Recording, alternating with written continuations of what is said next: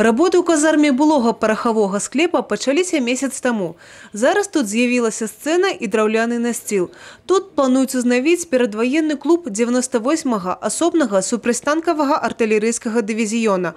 У глыбі казармы з'явіцца дыярама першых дзён абароны. У крэпасці кажуць, да канца года наведвальнікі ўжо змогуць пазнаёміцца з новым музейным аб'ектам. Сродкі на рэканструкцыю накіруе Міністэрства культуры і адкрытае акцыянернае таварыства «Газпром Трансгаз Беларусь». Люди, когда ходят, они всегда подходят, интересуются, что же здесь находилось.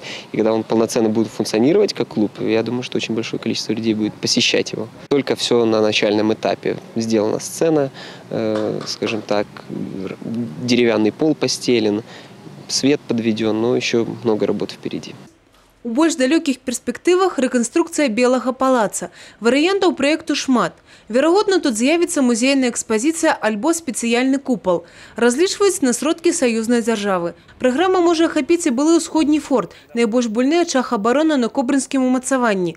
Менавіта тут ажыццявіў свой апошні бой Пётр Гаўрылаў. Сведчанне – сляды адкуль на сцянах казармаў. Здесь же в «Цитадели» у нас большая задача идет по реконструкции подвалов 333-го стрелкового полка в южной части оборонительной казармы, чтобы мы могли пустить наших посетителей вот в эти подвальные части, куда все всегда стремятся попасть. Потому что, побывав в Брестской крепости, посетив наш музей, хочется в реальной обстановке увидеть, наверное, те стены, которые стали свидетелями сражений 1941 года. Увогуле планы до 2020 года амбіцыйныя – стварыць 5 новых музейных объектов и 3 экскурсийные маршруты. Мы планируем, что вот за эти годы мы сможем создать несколько экспозиций, но они будут не однозначные. Одна экспозиция может быть полноценной, соответствующей всем классическим нормам, другая может быть интерактивная. Планируем, что это приведет к увеличению потока наших посетителей, ну а самая главная задача – это сохранить.